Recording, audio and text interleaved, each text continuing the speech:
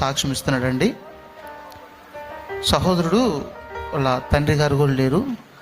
తల్లి కష్టపడి తన పని చేసుకుంటూ చిన్నవాడిని చదివిస్తూ ఉంది. సహోదరుడిని 2019 వరకు చదువుకున్నాడు. కుటుంబ బాధ్యతలు పెరిగి తాను వేరే ఉద్యోగం చేసుకుంటూ ఆశ అయితే ఉంది విదేశాలకు వెళ్ళి చదవాలి అని. ఆ ఆశను బట్టి ప్రతి ఆదివారం సన్నిధికి వచ్చి, దేవా కృప చూపించు, నేను విదేశాలకు వెళ్ళి చదవాలి, పెద్ద చదువు చదవాలి, నా తల్లిని నేను చక్కగా పోషించుకోవాలి ప్రభు అని ప్రతి వారం వచ్చి ప్రార్థన చేసుకుంటూ ఉండేవాడు. తన జీవనోపాధికి వెళ్తూనే ఉండేవాడు.